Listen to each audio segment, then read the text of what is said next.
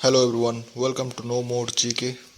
हमने पिछले क्लास 11 में अमेंडमेंट ऑफ द कॉन्स्टिट्यूशन के बारे में जाने थे और आज का क्लास रहने वाला है class 12 basic structure of the constitution के बारे में। चलो शुरू कर दे। नमस्कार। आज हम भारतीय संविधान के एक बहुत ही दिलचस्प और जरूरी सिद्धांत को समझने वाले हैं, बुनियादी संरचना का सिद्धांत। देखिए, ये सिर्फ कोई कानूनी शब्द नहीं है, बल्कि ये तो शक्ति, सिद्धांत और हमारे लोकतंत्र की आत्मा को बचाने की एक कहानी है। चलिए इस पूरी बात की शुरुआत एक सीधे और बहुत गहरे सवाल से करते हैं।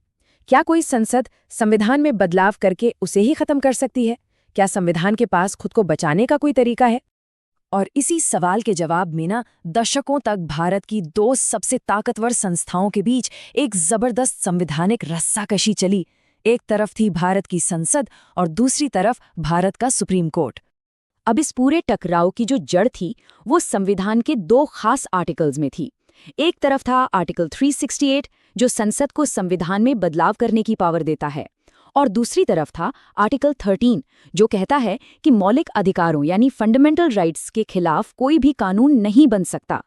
तो सवाल ये था कि जब संसद को जमींदारी खत्म करने जैसे सामाजिक सुधारों के लिए संपत्ति के अधिकार जैसे मौलिक अधिकारों में बदलाव करना था, तो इन दोनों में से कौन सा आर्टिकल ज्यादा ताकतवर माना जाएगा? तो चलिए अब इस कहानी में थोड़ा पीछे चलते हैं और देखते हैं कि शुरुआती दिनों में ये शक्ति का तराजू किस तरफ झुका हुआ था। संविधान लागू होने के ठीक बाद 1951 में शंकरी प्रसाद केस में सुप्रीम कोर्ट ने कहा कि संसद मौलिक अधिकारों सहित संविधान के किसी भी हिस्से को बदल सकती है, मतलब पावर संसद के पास थी। 1964 में सज्जन सिंह केस में भी यही बात दोहराई गई। लेकिन फिर आया 1967 का गोलकनाथ केस और यहां से पूरा खेल पलट गया। गोलकनाथ मामले में सुप्रीम कोर्ट का जो फैसला था वो एक बहुत बड़ा टर्निंग पॉइंट था।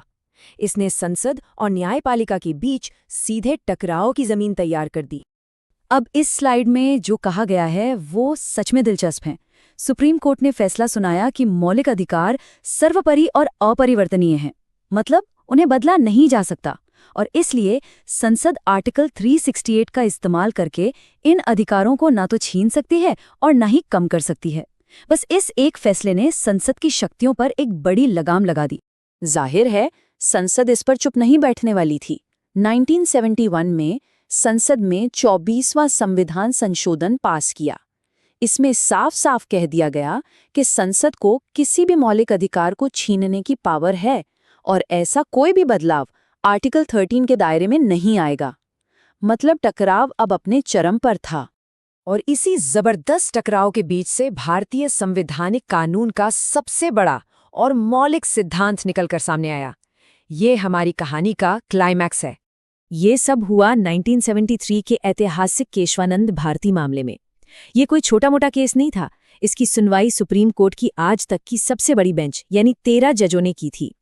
इस केस ने न सिर्फ गोलकनाथ केस के फैसले को पलटा, बल्कि एक ऐसा नया सिद्धांत पेश किया जिसने भारत के संवैधानिक इतिहास को हमेशा के लिए बदल दिया। तो सबसे जरूरी बात, आखिर ये सिद्धांत है क्या? देखिए, सुप्रीम कोर्ट ने एक बहुत ही शानदार बैलेंस बनाया। कोर्ट ने कहा कि संसद को संविधान की किसी भी हिस्से में, यहाँ तक कि मौलिक अधिकारों में भी बदलाव करने का हक है। लेकिन एक बहुत बड़ा लेकिन है, संसद अपनी इस शक्ति का इस्तेमाल करके संविधान की बुनियादी संरचना या उसके मूल ढांचे को नहीं बदल सकती। अब ये सिद्धांत सिर्फ एक किताबी ख्याल बनकर नहीं रह गया। इसके फौरन बाद ही इसकी असली परीक्षा हुई और दुनिया ने इसका असली असर देखा। इस सिद्धांत का पहला इस्तेमाल हुआ 1975 के इंदिरा नेहरू गांधी केस में। तब एक संवैधानिक संशोधन किया गया था जिसमें कहा गया कि प्रधानमंत्री से जुड़े चुनावी विवादों पर कोई भी अदालत सुनवाई नहीं कर सकती। सुप्रीम कोर्ट ने इसी बेसिक स्ट्रक्चर सिद्धांत का इस्तेमाल करके उस संशोधन को रद्द कर दिया। कोर्ट ने कहा कि स्वतंत्र और निष्पक्ष चुनाव संविधान की मूल संरचना का हिस्सा हैं। इसके जवाब में संसद ने 1976 में 42वां संशोधन पास किया, जिसे कई बार मिनी संविधान भी कहा जाता है। इस संशोधन ने ऐलान कर दिया कि संसद की संविधान बदलने की शक्ति पर कोई सीमा नहीं है और इसे किसी भी अदालत में चुनौती नहीं दी जा सकती। लेकिन सुप्रीम कोर्ट भी पीछे हटने को तैयार नहीं था। 1980 के मिनर्वा मिल्स केस में कोर्ट ने 42वें संशोधन के इस हिस्से को भी रद्द कर दिया और साफ कहा कि न्यायिक समीक्षा यानी जुडिशियल रिव्यू खुद संविधान की एक बुनियादी विशेषता है और इसे छीना नहीं जा सकता। और ये जो कोर्ट है ना, ये कोर्ट के तर्क को बहुत खूबसूरती से दिखाता है। कोर्ट ने कहा, संविधान ने संसद को बदलाव करने की एक सीमित शक्ति दी है। संसद उस सीमित शक्ति का इस्तेमाल करके उसे असीमित नहीं बना सकती और न ही संविधान की उन मूल विशेषताओं को खत्म कर सकती है जो इसे परिभाषित करती हैं। तो अब जब हम इस सिद्धांत के जन्म और विकास की पूरी कहानी समझ गए हैं, तो आइए ये जानने की कोशिश करते हैं कि इस बुनियादी संरचना में आखिर आता क्या-क्या है। तो हाँ, सवाल यही उठता है कि ये बुनियादी संरचना आखिर है क्या? देखिए, सुप्रीम कोर्ट ने कभी इसकी कोई एक पक्की लिस्ट नहीं दी है, लेकिन वक्त के साथ अलग-अलग फैसलों से कुछ अहम चीजें सामने आई हैं, जैसे कि संविधान की सर्वोच्चता, देश का संप्रभु, लोकतांत्रिक और गणतांत्रिक होना, हमारे संविधान का धर्मनिरपेक्ष चरित्र, सरकार के अलग-अलग अंगों के बीच शक्तियों का बंटवारा, न्यायिक समीक्षा की शक्ति, कानून का शासन और स्वतंत्र और निष्पक्ष चुनाव। ये सब संविधान की वो नींव है जिन्हें हिलाया नहीं जा सकता। और ये याद रखना बहुत जरूरी है कि ये लिस्ट यहीं खत्म नहीं होती। ये एक जिंदा, विकसित होता हुआ सिद्धांत है। जैसे जैसे नए मामले और संवैधानिक सवाल सामने आते हैं, सुप्रीम कोर्ट इस लिस्ट में नई चीजें जोड़ सकता है।